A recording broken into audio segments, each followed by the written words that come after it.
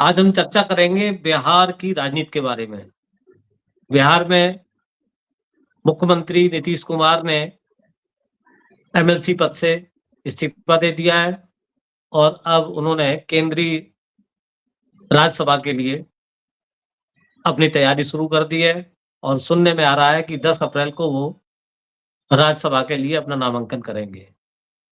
उनके इस इस्तीफे से ही बिहार की राजनीति में काफ़ी उथल-पुथल पैदा हो गई है। एक तरफ बीजेपी अब सपने देख रही है कि अगला मुख्यमंत्री उनका होगा, दूसरी तरफ नीतीश के पार्टी के लोग ही उनके इस फैसले से खुश दिखाई नहीं पड़ रहे हैं। उनका कहना है कि वो हमारे नेता हैं, हम उनकी बात को सुन तो रहे हैं, लेकिन अंदर से खुश नहीं हैं। आगे क्या होगा? बिहार की राजनीति पे एक संपूर्ण दृष्टि रखने वाले वरिष्ठ पत्रकार विनय गोयल जी हमारे साथ हैं। गोयल जी, पहला सवाल यही कि आप कैसे देखते हैं इस इस्तीफे को? क्या है नीतीश का दूसरा चाल, दूसरी पलटी, केंद्र में जाने की देखिए पलटी? नीतीश कुमार जी देश भर में एक ऐसे राजनेता हैं जिनकी समझ को उनकी था लेना बहुत आसान नहीं है। मतलब ये समझ लीजिए मुमकिन ही नहीं, बहुत मुश्किल है। वो कब क्या कर दे कोई भरोसा नहीं है। और उनका नाम वैसे भी पलटू नाम ऐसे ही नहीं रखा गया। कम से कम आधा दर्जन बार वो अपना चोला बदल चुके हैं, कभी महागठबंधन में, कभी एनडीए में। मतलब उनको पिछले 21 साल से यही कर रहे हैं। तो चुनाव के पहले ये स्थिति लगाई जा रही थी कि भारतीय जनता पार्टी के मोहरे बन गए हैं। नीतीश कुमार जो बीजेपी कहती है उसको फॉलोअर हो गए। लेकिन उनको उस समय के हालात देख के सबने यह अंदेशा लगाया था कि नीतीश कुमार दबाव में है, भाजपा के दबाव में है। लेकिन जब चुनाव होता है तब तक लोगों को ये समझ में आ गया था कि नीतीश के बिना बिहार में राजनीति करना बहुत मुश्किल है। पिछले 20-21 साल से जो राजनीति कर रहे हैं कुछ तो उनमें ऐसा है जिसमें जनता उनके साथ में रहती है। और भारतीय जनता पार्टी इस बात को बहुत अच्छी तरह समझ गई है पिछले 12 साल में कि अगर बिहार में अपनी साख बनानी है तो उसके लिए नीतीश जरूरी है। कई बार उन्होंने ये कोशिश की कि नीतीश की पार्टी को तोड़ दिया जाए। आपको तो याद होगा सीपी सिंह के आरसीपी सिंह जो जनता दल यू में सेकंड पोजीशन पे थे, उनको सरकार ने अपने कैबिनेट में शामिल करके उनकी पार्टी को तोड़ने की कोशिश की। लेकिन समय रहते हुए नीतीश कुमार वो हो गए, सावधान हो गया, उन्होंने पार्टी से उनको बेदखल कर दिया। तो भारतीय जनता पार्टी के लिए ये कोई मायने नहीं रखता कि हमारे एनडीए का साथी है, वो किसी को भी पावर के लिए किसी को भी डिच कर सकते हैं। ये कोशिश उन्होंने की, लेकिन फिर भी भारतीय जनता पार्टी बिहार में अपनी पकड़ नहीं बना पाई। उनके पास बिहार में ऐसा कोई नेता नहीं है जिसको वो मुख्यमंत्री फेस के रूप में सामने रख सके। और वहां पे जेडीयू के अलावा आरजेडी है, लेफ्ट है, कांग्रेस है। तो आपको 2020 का चुनाव याद होगा, जहां आरजेडी सबसे बड़ी पार्टी बन के उभरी थी और सेकंड नंबर पे भारतीय जनता पार्टी थी।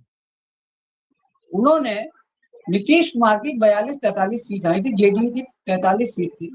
बावजूद इसके मोदी शाह ने अपनी प्लानिंग के तहत उनको मुख्यमंत्री बनाया।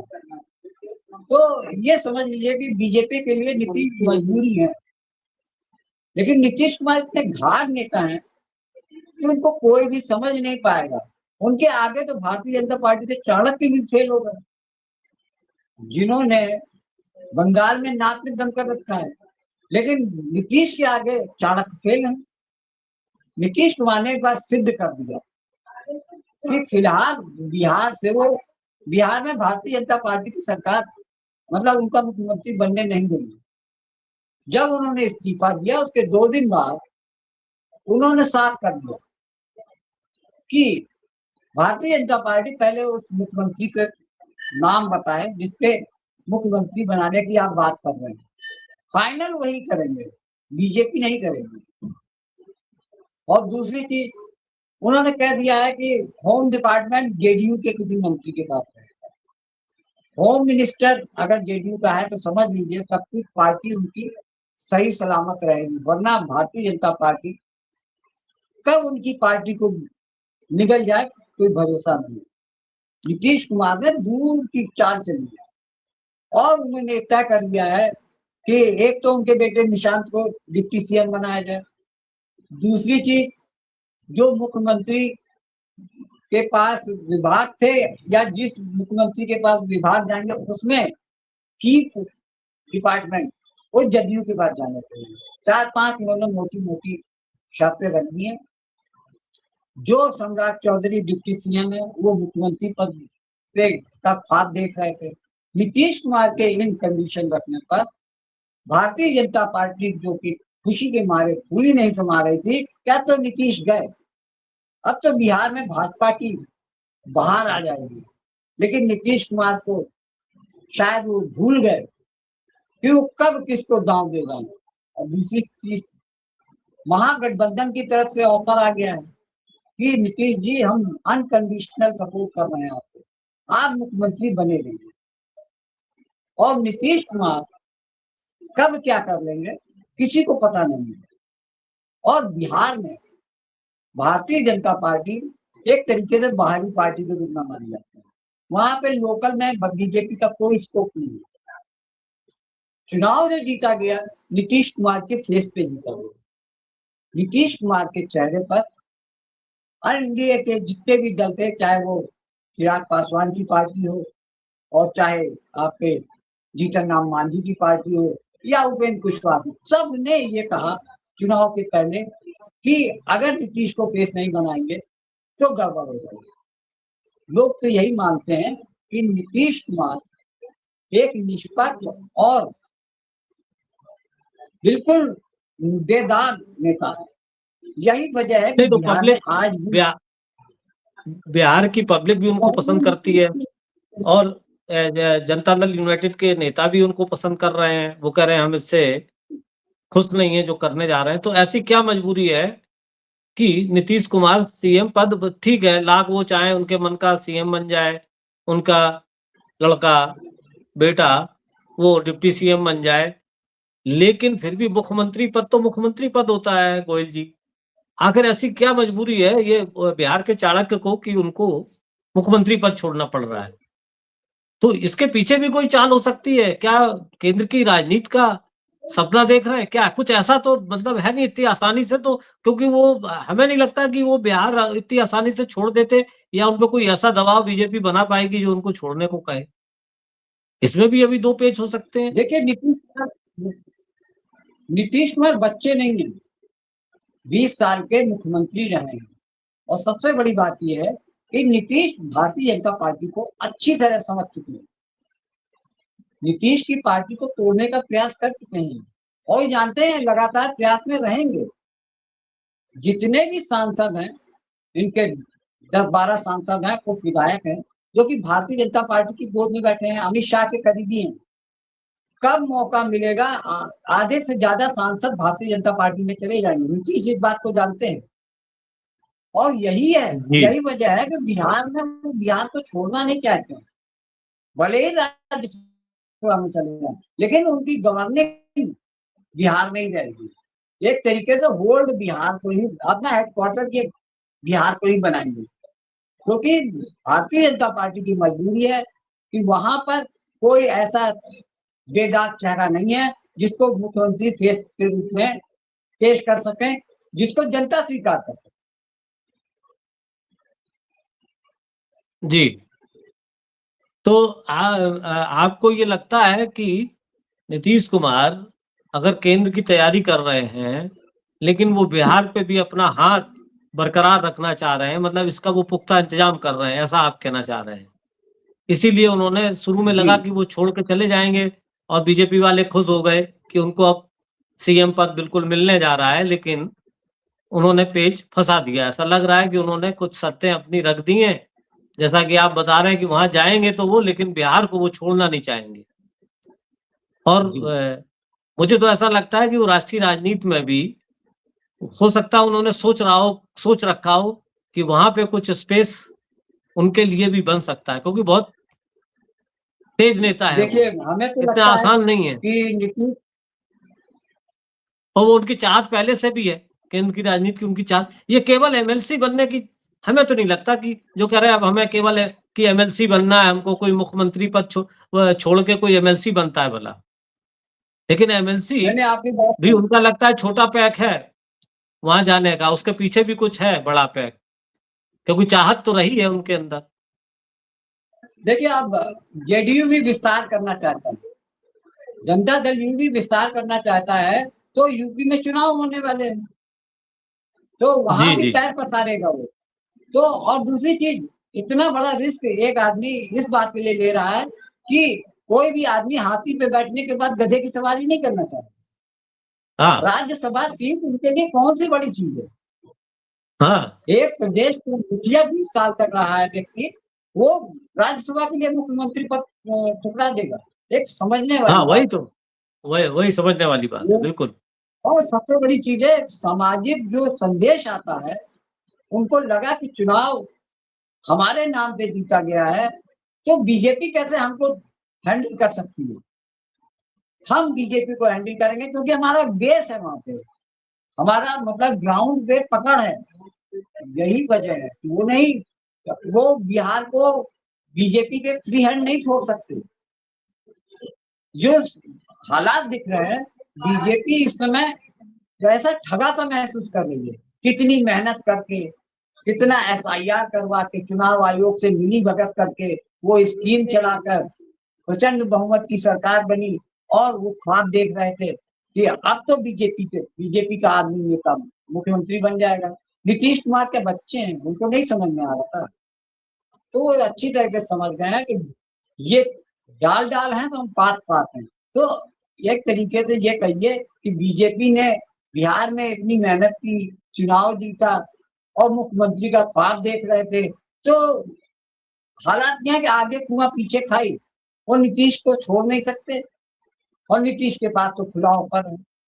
वो किसी ना किसी वक्त, नीतीश की कोई गारंटी तो है नहीं कि वो हमेशा एनडीए में रहेंगे, महागठबंधन में आते जाते रहे। तो नीतीश कुमार का जो चाल चरित्र चेहरा है कि वो किसी को भी दगा देने में, कोई भी फैसला लेने में चूकते नहीं है। ये आप पिछला इतिहास उठा के देख सकते। तो एक तरफ वो सीएम पद छोड़ तो रहे हैं, लेकिन वो कई शर्तें रख दे रहे हैं, और उसमें वो अपने लिए कुछ ना कुछ स्पेस केंद्र की राजनीति में भी देख रहे हैं, वो भी डबल गेम खेल रहे हैं। और ऐसा लग रहा है कि जो शुरू में लग रहा था, जब ये खबर आई थी कि अब सीएम पद से इस्तीफा देंगे, तो शुरू में तो ये लग रहा था कि मजबूरी में देना पड़ रहा है या दबाव में आ गए हैं, लेकिन अब एक हफ्ते के अंदर ही वहां की राजनीति पलटी हुई नजर आ रही है। और जैसा कि आप बता रहे हैं कि उन्होंने अपनी शर्तें रख दी हैं, तो अब वो प्रेशर में नहीं है, उल्टे वो दबाव बना रहे हैं, क्योंकि उनके उनके हाथ भी कुछ ना कुछ क्लू लग गया है कि उनके पास उनको भी समर्थन मिल सकता है। और अभी क्या है वो, ये आप कहना चाह रहे हैं, अभी नीतीश को लोगों ने खेल खत्म समझ लिया था। कुछ तो कहते थे उनका जी स्वास्थ्य जी। ठीक नहीं है, अब बीजेपी ने उनको दबाव में ले लिया है, और वो महाराष्ट्र जैसा स्थिति बिहार में बनेगी, लेकिन अब नीतीश कुमार का ऐसा लग नहीं रहा है। आप यही कहना चाह रहे हैं आने वाले। जी जी हाँ, जी बात करिए। जी जी। हाँ, मैं जो आने वाले वहां पे जो, हाँ आने वाला समय बताएगा, क्योंकि 10 तारीख अब दूर नहीं, 10 तारीख अगर वो वहां राज्यसभा का सदस्यता लेते हैं, तो उसके पहले या उसके जस्ट बाद उनको सीएम पद छोड़ना पड़ेगा या छोड़ के ही जाना पड़ेगा। जी, क्या कहना चाह रहे थे आप? देखिए लोग तो चुनाव के वक्त यही कह रहे थे कि बिहार में शिंदे वाला कांड एक बार फिर से दोहराया जाएगा, जैसे महाराष्ट्र में हुआ था। नेतृत्व में शिंदे के चुनाव लड़ा गया, जब मुख्यमंत्री पद बनाया गया तो उन्होंने वहां पे देवेंद्र फडणवीस को बना दिया गया। लोग यही कह रहे थे, चर्चा थी कि बिहार में एक और नया शिंदे ढूंढा जा रहा है। तो नीतीश को शिंदे बनाया जा रहा था, इस बात की बड़ी चर्चा रही, लेकिन नीतीश ने जिस धैर्यता से, जिस शांति के साथ में बहुत महीन चाल चली, उससे साफ पता चल गया कि नीतीश चाणक्य के भी चाणक्य हैं। राजनीति के वो भाजपा के चाणक्य हैं, तो पूरे बिहार की राजनीति के चाणक्य हैं कि बहुत सोच समझ के, बहुत शांतिपूर्वक, धैर्य पूर्वक उन्होंने हर चीज पर, हर एंगल पे सोचा, उसके बाद उन्होंने ये सब कंडीशंस रखी। तो ये मान लीजिए कि बिहार से आप नीतीश कुमार अपने को दूर नहीं करने वाले हैं, वो पैनी निगाह वहां की राजनीति पर बनाए रखने की कोशिश में लगे। जी, बहुत धन्यवाद। और आप ये स्थिति क्लियर है या ये चीज़ अब सामने आ गई है कि बिहार कुछ दिन पहले जो लोग कह रहे थे चुनाव से पहले कि अब नीतीश कुमार का स्वास्थ्य ठीक नहीं है, अब वो राजनीतिक रूप से चुक चुके हैं और आगे क्या होता है, चुनाव बीजेपी मिलके लड़ रही है, लेकिन बीजेपी महाराष्ट्र का खेल दोहरा देगी, ये सब बातें कही जा रही थी। लेकिन आपने बिल्कुल सही कहा कि जिस धैर्यता के साथ और जिस तरह से वो चुनाव के दौरान नज़र आए, ऐसा नहीं लगता कि चुनाव के दौरान उनका स्वास्थ्य कहीं लगा हो। बाकी वो एक्टिंग करते रहे, क्या करते रहे, उनका कई बार दिखा, लेकिन पूरे चुनाव में वो कितने गंभीरता से और कितनी मेहनत से और कितना कहीं ऐसा नहीं लगा कि जहाँ वो नीतीश कुमार, वही वाले नीतीश कुमार परफॉर्मेंस में ना दिखे हों और चुनाव उन्होंने अपने तरफ किया। इसमें भी कोई शक नहीं, बीजेपी के साथ मिलके और उसके बाद मुख्यमंत्री पद भी उन्होंने लिया। अब उनका अगला निशाना क्या है? वो केंद्र की राजनीति पर निगाह डाल रहे हैं। अगर वहाँ डाल रहे हैं तो बिहार को भी वो छोड़ना नहीं चाहेंगे, क्योंकि आपने बिल्कुल जो शुरू में कहा कि वो घुटे हुए राजनीतिक हैं, कोई नए खिलाड़ी नहीं हैं। ये बात तो बिल्कुल सच है और देखते हैं 10 अप्रैल भी नज़दीक है, आगे क्या होता है। बिहार की राजनीति हमेशा नए-नए कारनामे लेके आती रही है और तरह-तरह के प्रयोग भी वहीं से शुरू हुए हैं। आगे क्या होता है, देखते हैं, हम सबकी नज़र रहेगी। बहुत-बहुत धन्यवाद। अगली बार किसी और सब्जेक्ट पर हम फिर मिलेंगे। तब तक के लिए नमस्कार। बहुत-बहुत धन्यवाद गोयल जी। नमस्कार सर।